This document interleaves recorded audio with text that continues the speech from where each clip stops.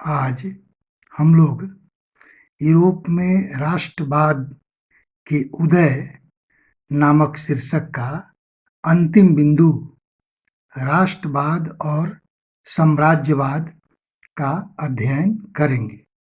भैया बहन ध्यान दीजिएगा, यह अंतिम बिंदु है और इसके बाद इस पाठ की समाप्ति हो जाएगी। इस बिंदु में राष्ट्रवाद के दोषों के बारे में बताया गया है। हर सिक्के के दो पहलू होते हैं। अच्छा पहलू है तो उसका एक स्याह पक्ष या अंधेरा पक्ष भी होता है। राष्ट्रवादी विचारधारा ने यूरोप में बहुत सारे देशों को स्वतंत्र किया, वहाँ के निरंकुश शासकों का सफाया किया और जनता को उनके द्वारा पहुँचाए जाने वाले कष्टों से मुक्ति भले ही दी, लेकिन यही राष्ट्रवाद की विचारधारा जब अपने चरम पर पहुंची तो धीरे धीरे इसने अपना रूप बदल दिया और यह उग्र राष्ट्रवाद के रूप में इसकी परिणति हो गई। ध्यान दीजिएगा, फ्रांसीसी क्रांति के समय से ही राष्ट्रीयता की भावना यूरोप के लोगों में जोरों से बढ़ने लगी थी। यूरोप का प्रत्येक नागरिक अपने राष्ट्र की उन्नति के लिए जी जान से प्रयत्नशील हो गया। प्रत्येक राष्ट्र अपने ही स्वार्थ और अपना सर्वोपरि ध्येय समझने लगा, अपने स्वार्थ को ही, और इस ध्येय की पूर्ति में आवश्यकता पड़ने पर युद्ध से भी मुंह नहीं मोड़ा। 19वीं शताब्दी में राष्ट्रीयता का स्वरूप रचनात्मक था।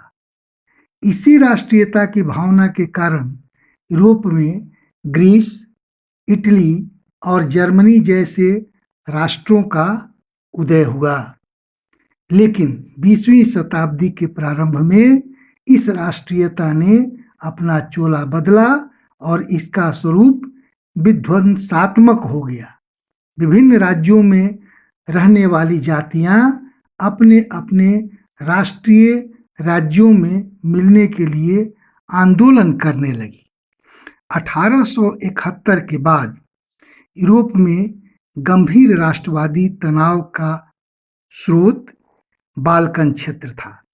आपको पता होगा, बाल्कन क्षेत्र भूमध्य सागर और एड्रियाटिक सागर के चारों तरफ के देश हैं, जिन्हें बाल्कन क्षेत्र, बाल्कन देश के नाम से जाना जाता है। इनमें आधुनिक रोमानिया, बुल्गारिया, अल्बेनिया, यूनान, Macedonia, Croatia, Bosnia Herzegovina, Slovenia, Serbia और मॉन्टेनेग्रो शामिल थे। क्षेत्र के निवासियों को आमतौर पर स्लाव पुकारा जाता था। बाल्कन क्षेत्र का एक बड़ा हिस्सा ओटोमन साम्राज्य के नियंत्रण में था, जिसको आज हम तुर्की के नाम से जानते हैं। बाल्कन क्षेत्र में रोमानी राष्ट्रवाद के विचारों के फैलने और ओटोमन साम्राज्य के विघटन से स्थिति काफी विस्फोटक हो गई। विभिन्न स्लाव राष्ट्रीय समूहों ने अपनी पहचान और स्वतंत्रता की परिभाषा तय करने की कोशिश की। बाल्कन क्षेत्र गहरे टकराव का क्षेत्र बन गया। बाल्कन राज्य एक दूसरे से भारी ईर्ष्या करते थे और एक राज्य अपने लिए ज्यादा से ज्यादा इलाका हथियाने की उम्मीद रखता था। परिस्थितियां और जटिल इसलिए हो गईं क्योंकि बाल्कन क्षेत्र में बड़ी शक्तियों के बीच प्रतिस्पर्धा होने लगी। ध्यान दीजिएगा, इसी प्रतिस्पर्धा के कारण यहाँ पर रूस, जर्मनी, ऑस्ट्रियो हंगरी ने अपनी स्थिति को मजबूत करने, अपने इलाकों को समृद्ध करने का प्रयास किया, जिससे कई युद्ध हुए और अंततः प्रथम विश्व युद्ध हुआ।